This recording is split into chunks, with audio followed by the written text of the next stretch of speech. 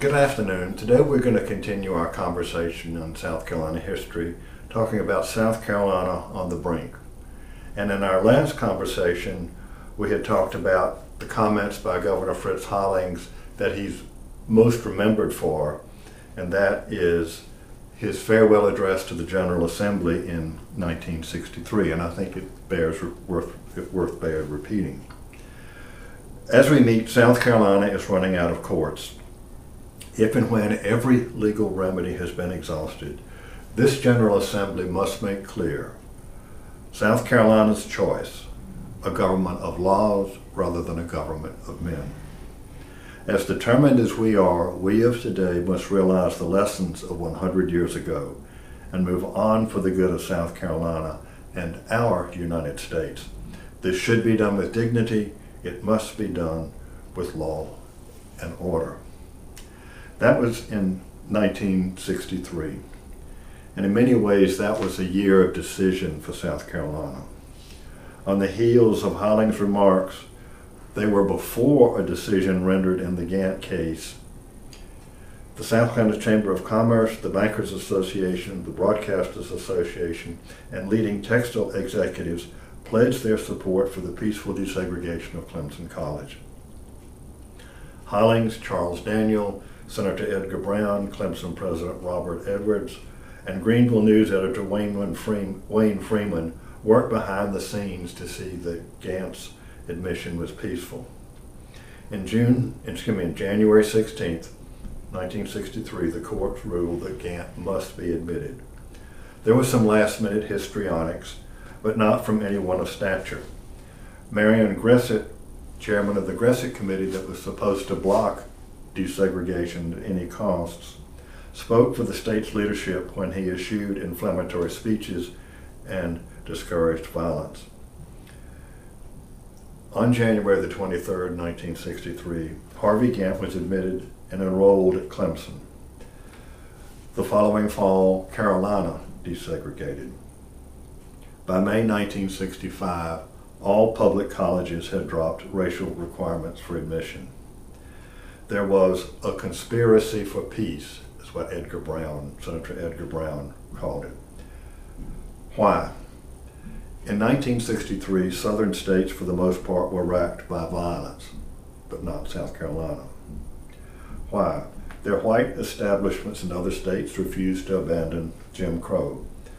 South Carolina's political leadership, described as emotionally the deepest deep South state of them all, did not behave as their peers did.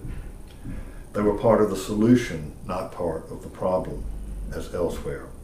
They worked in concert with business and community leaders to preserve the good order and harmony of the state. Also, some acted willingly. Others reacted to increasing pressure from civil rights organizations in the state. And in 1963, the National Association for the Advancement of Colored People in South Carolina put considerable pressure on individual communities. The Reverend Ida Quincy Newman, who would later become a South Carolina state senator, published a list of 9 demands and announced that 8 cities in the state would be targeted for massive demonstrations unless progress were made in solving racial problems. And he's talking about, among other things, you would go into any store on Main Street in Columbia and you would see racks saying white only, colored only, water fountains. Don't even bother about restrooms, they weren't provided for colored patrons. The cities targeted were Charleston, Columbia, Florence, Greenville, Orangeburg, Rock Hill, Spartanburg, and Sumter.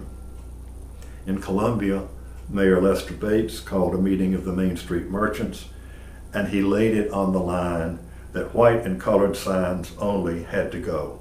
Not everybody there was in agreement with what he said. The slow response by some led to a few demonstrations and boycotts of particular stores. Plans were made for the token desegregation of the city's schools in 1964.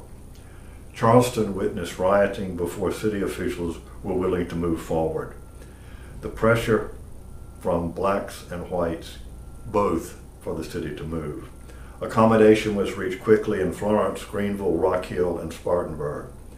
Orangeburg was another story. little communication between the black and white communities there, and there was a summer of escalating protest and a hardening of attitudes on both sides of the racial divide. Increasing tensions would eventually lead to explosive violence in 1968. Other cities and towns acted on their own that were not targeted. Anderson, Beaufort, Greenwood, Newberry. Anderson, there in Anderson, the Chamber of Commerce, the J.C.'s, the Merchants Association, and the Ministerial Association all joined together to support a resolution to repeal the town's segregation ordinances. In their petition, they said, "We can solve these problems as grown men by mutual discussion," and that was Chamber President John Holman, "or we can do nothing and allow these problems to deteriorate and end up with demonstrations, riots, and possible bloodshed." On June the 10th, 1963, the ordinances were repealed, less than a week after the Reverend Mr. Newman had made his statement, but Anderson, remember, was not on the list. They went ahead and took their ordinance, repealed their ordinances anyway. What about attitudes? You can change laws. How can you change attitudes? Legal barriers were dropped in 1963, but changing laws could not change how some people felt. Charleston Mayor Palmer Gilliard said that white reaction to desegregation was his city's main problem, not African Americans petitioning and demonstrating. It was white reaction. When merchants removed white and colored-only signs or hired black clerks, those merchants in Charleston received threats, hate mail, and white boycotts.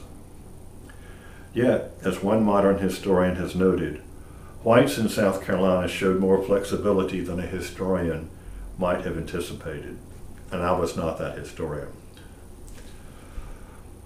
Certainly the attitudes were less rigid than elsewhere in the South. Why? Part of it lies in a firm stand taken by state and most local officials for law and order. Harvey Gantt, later mayor of Charlotte, North Carolina, said on more than one occasion, "If you can't appeal to the moral of South Carolinians, you can appeal to his manners." South Carolina rejected mob violence in the 1960s. Black Carolinians were very much a part of their communities. They were not outsiders demonstrating. They were willing to work peacefully within the system and seemed to be less strident than their peers elsewhere. They did not want to burn down their communities to save them. Carolinians, particularly in small towns, actually knew one another across the racial divide. And a tradition of civility combined to undo 3 generations of Jim Crow. For a while there was a peaceful interlude, relative little racial unrest and some progress. Progress especially in employment. Up until 1963, African Americans were not hired in the textile mills except as janitors or on the loading dock. They were not hired to staff the looms or the spinning room. And Charles Daniel led the way. Employment of black women in manufacturing went from 4% to 23% of the workforce. In 1964, there were only 10 black students in classes with whites in South Carolina. By 1967, almost 7% of the classes in South Carolina had desegregated. And then you come to the Voting Rights Act of 1965. Federal marshals oversaw the voter registration, and blacks in great numbers, over 200,000 were registered by 1970. Now I want to share a personal experience about when there are marshals there and how one registered to vote. I was registering to vote in Mobile, Alabama in the fall of 1964. I turned 21, actually December 1964. But according to Alabama law, a registered voter had to take me to the registrar's office. So my grandmother took me. And there were federal marshals standing there with the voter folks, voter registration people. And they had 2 boxes behind the counter, and per instructions of the marshal, they had to alternate between what they were taking. Well, I got a questionnaire that was obviously intended to keep persons of color from voting. It was a full-page, single-spaced excerpt from the Alabama Constitution about finance law, and I was supposed to explain what that meant in order to get to vote. Now, I got to register anyway, but this was to me and to my grandmother, she was absolutely irate, because all of a sudden it came home. This was why persons of color, like her longtime housekeeper Ella, had not been able to register. Ella could read and write, but she couldn't pass the test. Those tests disappeared.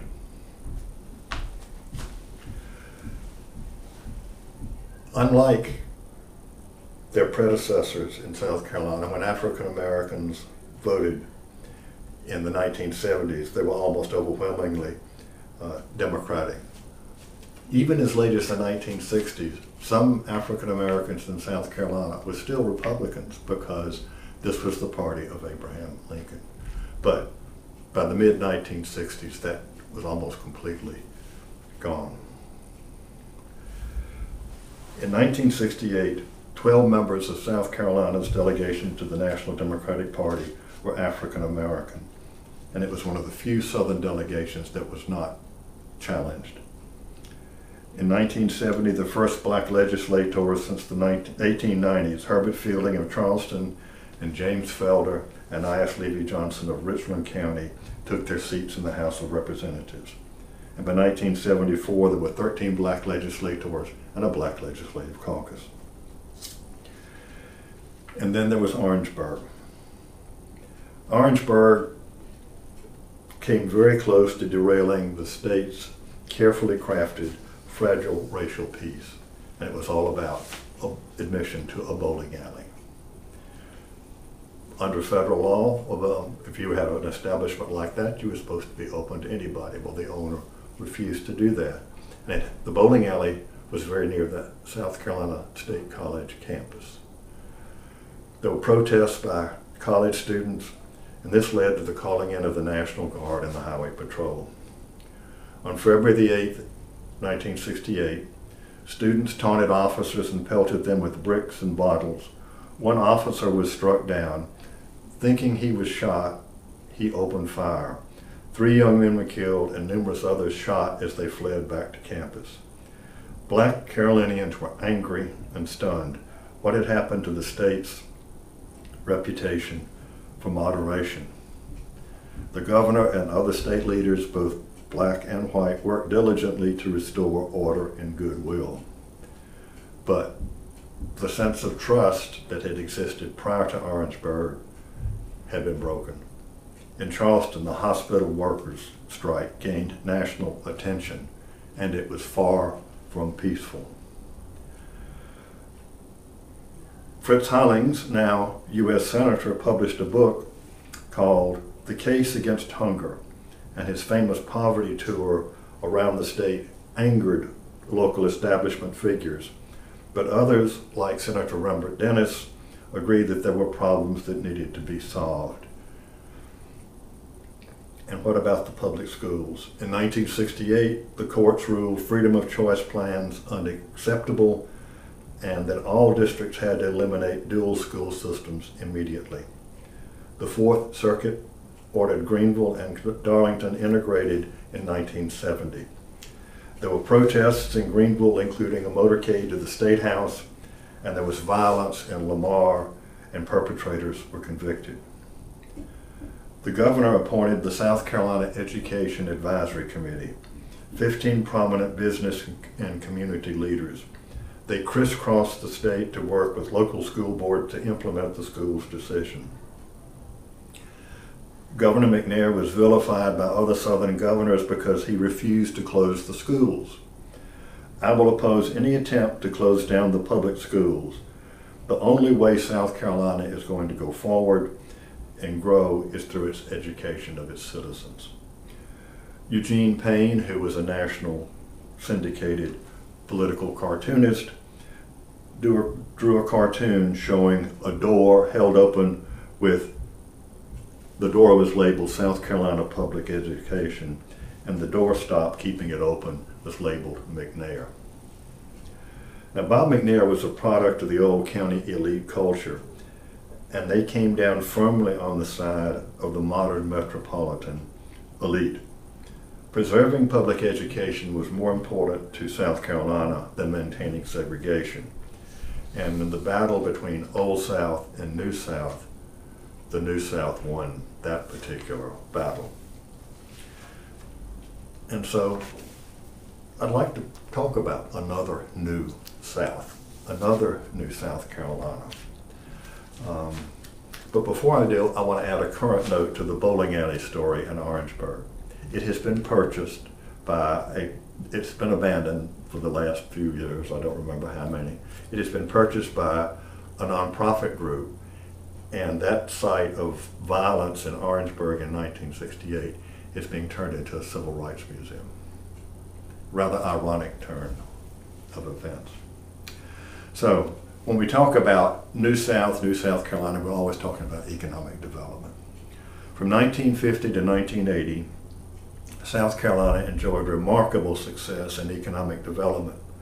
Per capita income over that 30-year period increased 400%. I want to just, that's a lot. Of course, we started kind of low, but still, that's an incredible statistic. We gained on the national average. Went from being, with our average income being less than 60% of the national average, we brought it to almost 80% of the national average. And this is the same time the population has grown 50%. So more people are out there for employment. We've been able to bring more people beyond the poverty line, if nothing else. And by 1980, for the first time, we were listed as being more of an urban state than a rural state. 54% of the population lived in urban areas.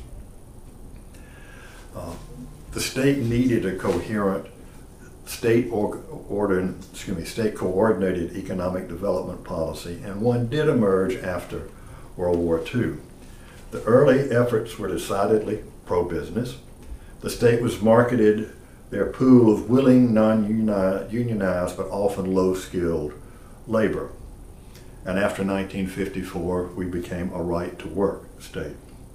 There was a favorable tax and regulatory climate, and a system of state-financed incentives that included large-scale site development at state expense, something that, as you know, is now under attack. The public seems to understand that it needs to know what corporations are being paid, literally, through tax breaks, property, roads, in order to relocate into South Carolina. But in the 1950s and 60s and 70s, the state was willing to invest in infrastructure, which quite frankly they needed to do. And then the state's newly created worker training system, in which workers could be trained for specific industrial jobs through the tech system. This was actually pioneered during the Hollings administration. If you're going to locate your plant to South Carolina and you need people to know how to operate this kind of machinery, all right, bring it to the closest tech center and we will train the people that you hire to work in your plant.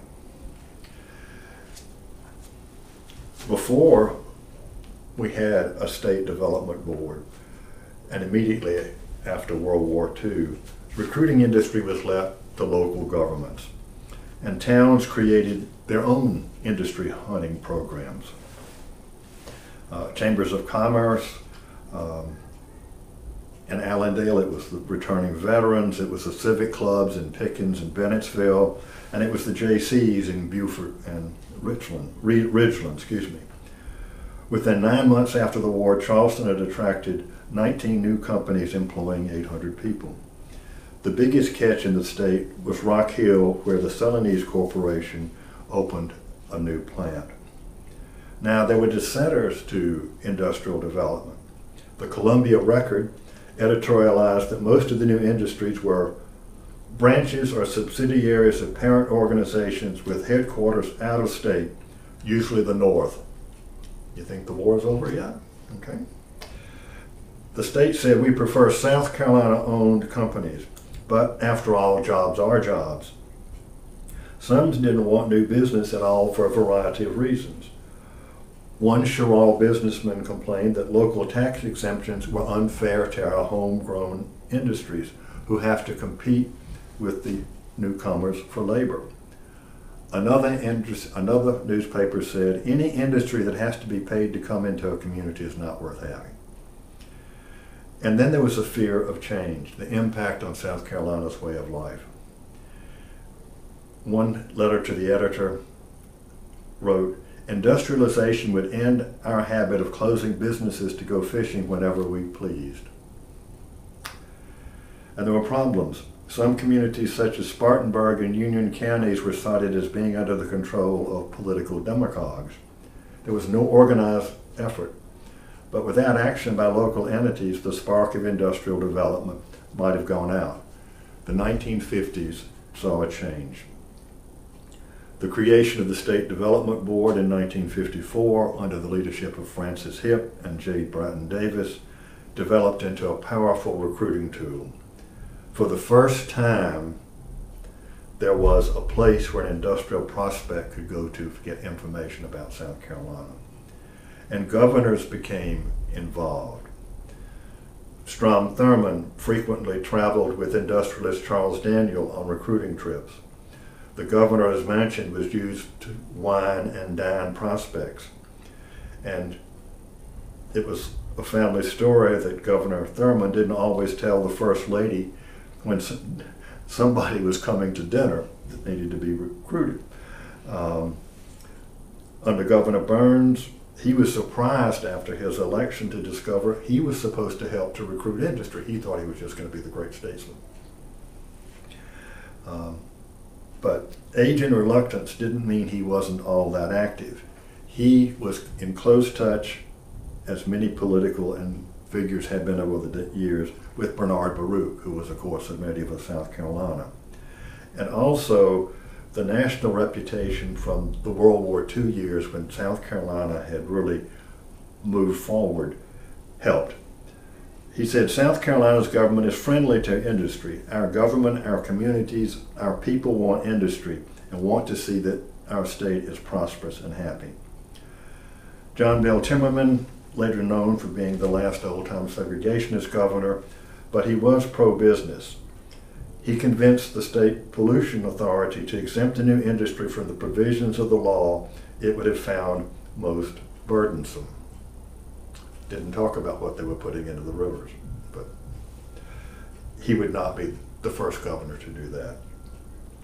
A rocky relationship with Charles Daniel, so the development was turned over to the ambitious Lieutenant Governor Fritz Hollings. This is under Governor Timmerman. And this is where Fritz really began his political ascent, as Timmerman didn't like to go out and recruit business. So the Lieutenant Governor worked with the industrial leaders, and that built, of course, his political base for the future. The legislature was willing to do its part. We became a right-to-work state in 1954.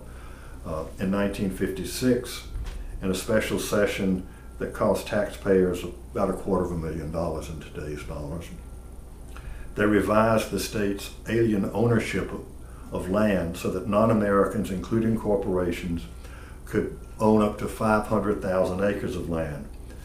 Previously, before 1956, a foreign country like Bowater, which is English, could only have owned 500 acres of land. So why are they going to come and invest in forestry? So anyway, the General Assembly passed the law in 1956. State and municipal tax laws were amended to be more attractive. And then there was the creation of the State Sports Authority. And I think that's where I'll pick up the story next week.